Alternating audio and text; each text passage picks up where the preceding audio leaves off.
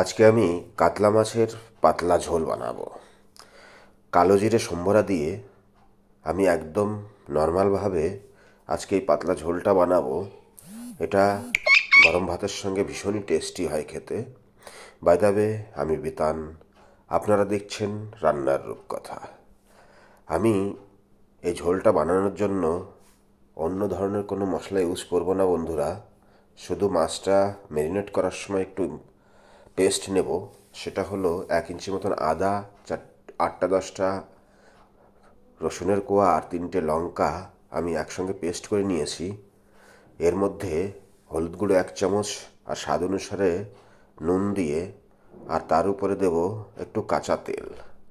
এটাকে দিয়ে আমি পেস্টটাকে বানিয়ে আমি মাছগুলোকে ম্যারিনেট করে রাখবো 15 মিনিটের জন্য। এইভাবে ম্যারিনেট করলে মাছের স্বাদ অনেক গুণে বেড়ে যায় বন্ধুরা। মাছটা ভীষণই খেতে ভালো লাগে। আপনারা চাইলে এই পেস্টটাকেও স্কিপ করতে পারেন যদি একদম সাদামাটা বানাতে চান।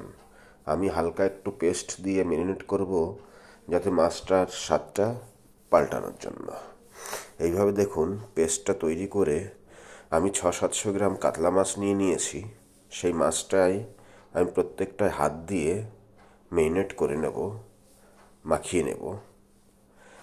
এপিঠ ওপিঠ 2 পিঠেই আমি পেস্টটাকে ভালো করে লাগিয়ে নিয়ে 15 মিনিটের জন্য আমি এটা রেস্টে রেখে দেব। এইভাবে দেখুন আপনারা আস্তে আস্তে এইভাবে লাগিয়ে নেবেন পেস্টটাকে এপিঠ ওপিঠ করে। এতে কি হয়, মাছের স্বাদ অনেক গুণে বেড়ে যায় বন্ধুরা। এইভাবে দেখুন আমি সব মাছগুলোকে এক এক করে এভাবে আমি মাখিয়ে নেব। বন্ধুরা, আপনারা একবার অবশ্যই এই পদ্ধতিটা ট্রাই করবেন, ভীষণই টেস্টি হয়। দেখুন সব মাছগুলো আমি ম্যারিনেট করে রেখে দিলাম। এবার এটাকে আমি 15 মিনিটের জন্য ঢাকা দিয়ে রেস্টে রেখে দেব। 15 মিনিট পরে আমি দেখুন চলে এলাম। কড়াইতে তেল দিয়ে তেলটাকে গরম করে ভালো করে গরম করে এবার একটু হলুদ গুঁড়ো দিয়ে মাছগুলোকে আমি একটা একটা করে ছেড়ে এটাকে ভালো লাল করে কড়া করে ভেজে নেব। বন্ধুরা, আপনারা এইভাবে একবার সাদামাঠাভাবে ঝোল বানান বিনা মশলার, ভীষণই টেস্টি হয়। গরম ভাতের সঙ্গে এর তো তুলনা হয় না বন্ধুরা। একবার অবশ্যই ট্রাই করবেন বন্ধুরা। দেখুন আমি মাছগুলো ভেজে নিয়েছি এপিঠ ওপিঠ করে। এবার মাছগুলোকে তুলে নেব। এই মাছটাকে তুলে নেওয়ার পরে বাদবাকি মাছগুলো আমি এইভাবেই ভেজে নেব। কড়াইতে তেল রয়েছে, এই তেলের মধ্যেই আমি বাদবাকি মাছগুলোও দিয়ে দেবো।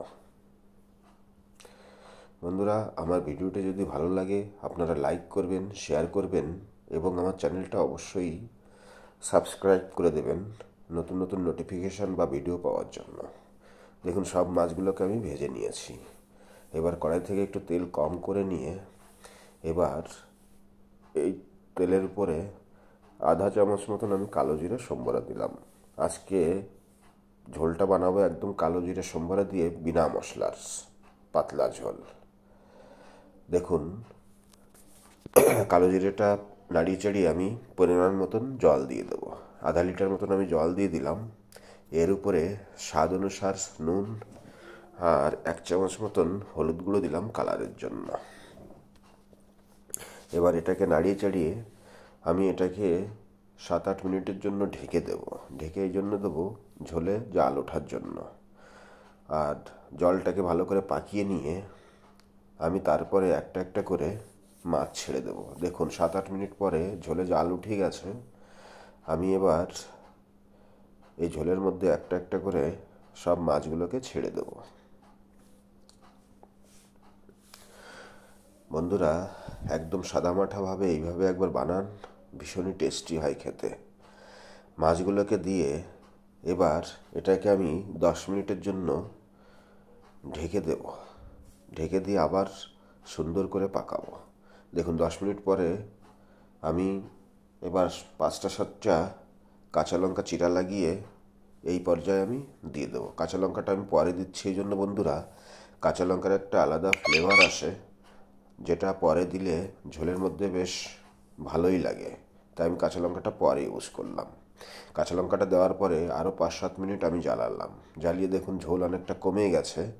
এইখানে একটা টিপস আছে বন্ধুরা, এই ঝোলের উপরে 3-4 চামচ কাঁচা তেল, সরষের তেল আপনারা দেবেন।